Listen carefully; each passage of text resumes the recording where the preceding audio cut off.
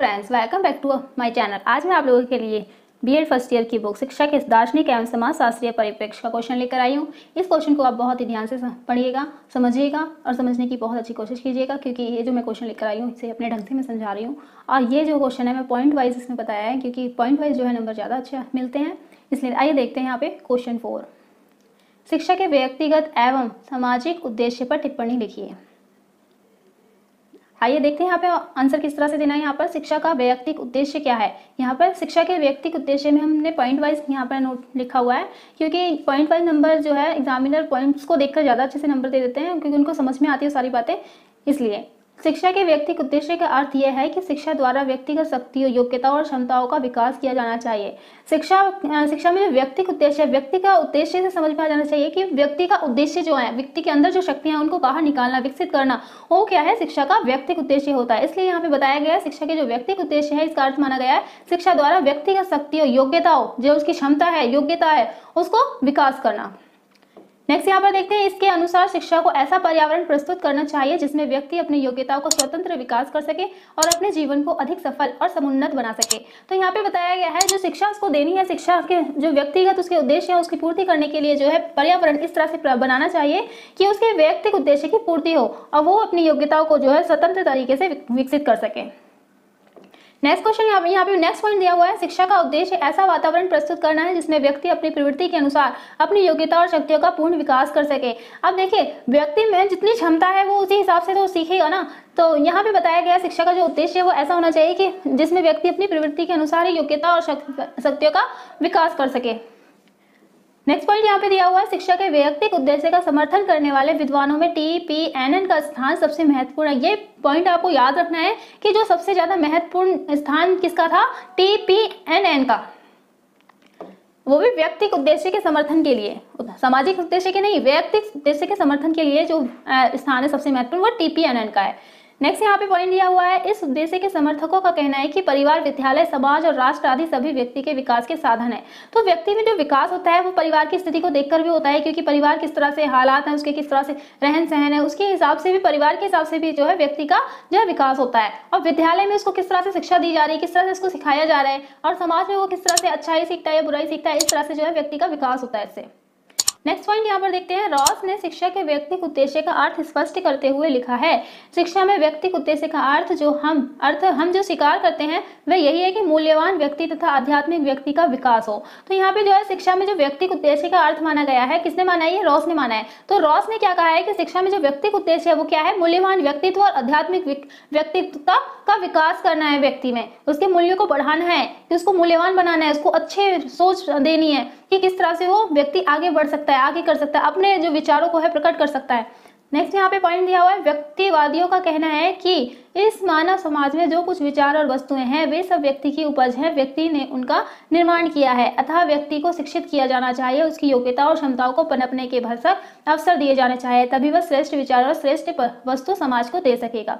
अतः शिक्षा का उद्देश्य व्यक्ति के व्यक्तित्व का विकास करना होना चाहिए। तो यहाँ पे देखिए, व्यक्तिवादियों के समर्थन करते हैं, जो इसके पक्ष में है वो लोग ये कहते हैं कि अगर मानव जो है समाज में जो कुछ भी विचार और वस्तु है वो सब क्या है, व्यक्ति की उपज है और व्यक्ति ने उनका निर्माण किया है। अब मान लीजिए पहले क्या है, आदि मानव क्या करते थे, आदि मानव खाना तो खाते थे, लेकिन उनको ये नहीं पता था कि उसको पका के खाना है या किस तरह से खाना है। तो क्योंकि उनको ज्ञान नहीं था उस बात का, ये ज्ञान धीरे धीरे मनुष्य में आता गया है, क्योंकि उसको शिक्षित किया गया है। ना तो उसे उपजाना पता था, ना तो खेती करना पता था, ना पशुपालन करना पता था आदि मानव को, लेकिन धीरे धीरे उसने सीखा ये सब, इसके लिए शिक्षित हुआ, तभी तो इससे ये सब चीजें सीखनी आई ना। आज क्या है, आज हम लोग सुदृढ़ तरीके से जीवन जी रहे हैं। नेक्स्ट यहाँ पर देखते हैं, शिक्षा का सामाजिक उद्देश्य क्या है। शिक्षा, अभी हमने पढ़ा था शिक्षा के व्यक्तिगत उद्देश्य, अब यहाँ पे पढ़ रहे हैं हम शिक्षा का सामाजिक उद्देश्य।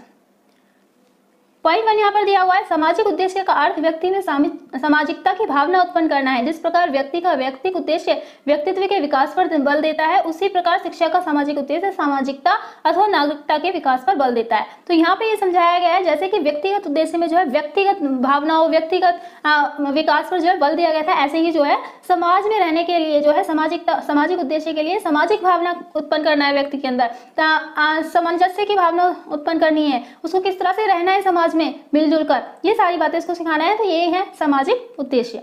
नेक्स्ट पॉइंट यहाँ पर दिया है, इस उद्देश्य का प्रतिपादन और समर्थन करने वाले दार्शनिकों और विचारकों का कहना है कि व्यक्ति एक सामाजिक प्राणी है, समाज से परे उसका कोई अस्तित्व नहीं है। तो क्या है, आज देखते हैं ना, समाज में अगर अकेले व्यक्ति को कहीं रहने के लिए छोड़ दिया जाए, वो वहाँ नहीं रहता है, क्योंकि व्यक्ति को क्या है, अपने विचारों को प्रकट करना, दूसरे के विचारों को सुनना, बोलना, चालना, ये सारी चीजें, और व्यक्ति में रहकर ही अपने जीवन यापन करना, समाज में रहकर जीवन यापन करना, समाज में नौकरी करना या फिर अपना घर का पालन पोषण करना, ये सारी चीजें समाज में रहकर ही इंसान कर पाता है। तो इसीलिए चाहे जो इसके समर्थक है सामाजिकता के, तो वो लोग ये कहते हैं कि व्यक्ति एक सामाजिक प्राणी है, समाज से पर उसका कोई अस्तित्व नहीं है। नेक्स्ट पॉइंट यहाँ पर देखते हैं, रेमंड ने कहा है, रेमंड ने यहाँ पर क्या कहा है कि निस्समाज व्यक्ति कोरी कल्पना है। अगर व्यक्ति को समाज में ना रहने दिया जाए या ना रहे तो वो एक कोरी कल्पना है, वो अपने आप में सिमट कर रह जाता है, कोरा ही इंसान रह जाता है। इस प्रकार व्यक्ति का जीवन समाज का दिया हुआ है। समाज की उन्नति उसकी उन्नति है और समाज की क्षति उसकी क्षति है। अगर मान लीजिए समाज में कोई उत्पात मचाता है या फिर कोई अच्छा काम कर देता है तो समाज के लिए उसमें समाज की इज्जत बढ़ जाती है। अगर मान लीजिए आप लोगों ने बहुत ही अच्छा काम किया अपने समाज में रहकर, तो आपकी इज्जत तो बढ़ती है, साथ ही साथ समाज की इज्जत भी बढ़ जाती है कि व्यक्ति उस समाज में उठता बैठता है। तो इस तरह से जो है कहा गया है, समाज की उन्नति उसकी उन्नति है और समाज की क्षति उसकी क्षति है। नेक्स्ट पॉइंट यहाँ पर देखते हैं, शिक्षा का उद्देश्य व्यक्ति में ऐसी योग्यता और क्षमता उत्पन्न करना होना चाहिए जिससे वे समाज की भलाई कर सके, समाज के हितों के लिए अपने हितों को त्याग की अग्नि में जला सके और समाज के दूसरे सदस्यों के साथ प्रेम, सहयोग और बंधुत्व के साथ रह सके। तो यहाँ पे भी यही बताया गया है कि व्यक्ति जो है समाज में रहता है, समाज में अच्छे बुरे की पहचान करता है, सहयोग की भावना रखता है, बंधुत्व की भावना रखता है, सामंजस्य स्थापित करता है, तालमेल बिठाता है कि हाँ दूसरे लोगों के साथ मुझे किस तरह से रहना है। वो इस तरह से रहता है कि ना तो उसके हितों का तो किसी दूसरे के हितों को क्षति पहुंचे, ना ही उसके हितों को क्षति पहुंचे। आइए यहाँ पर देखते हैं, नेक्स्ट पॉइंट दिया हुआ है, सामाजिक कुशलता में निम्नलिखित 7 उद्देश्य निहित है। देखिए यहाँ पे कौन से 7 उद्देश्य जो निहित है सामाजिक शिक्षा में।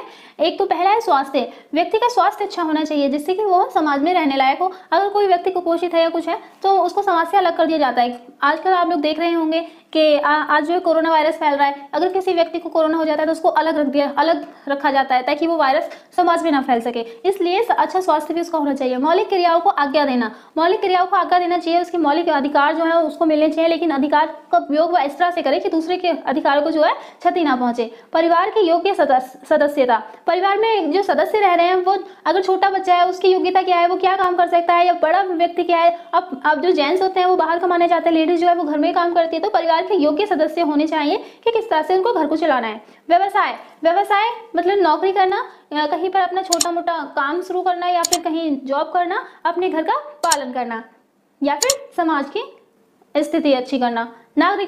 नागरिकता का पालन करना, वो व्यक्ति जो है नागरिक वही माना जाता है जो कि भारत का निवासी हो या फिर उसके पास मौलिक अधिकार हो। ये सारी चीजें इसमें बतानी है। अवकाश का उचित उपयोग, अगर छुट्टी का दिन कोई मिलता है, उसको खाली टाइम मिलता है, उसका जो उपयोग है वो समाज के हित के लिए करे, ना कि अहित के लिए करे। नैतिक चरित्र, समाज में रहने वाले व्यक्ति का जो है नैतिक चरित्र भी अच्छा होना चाहिए, उसमें अच्छी बातों के गुण हो, अच्छे शील संस्कार हो।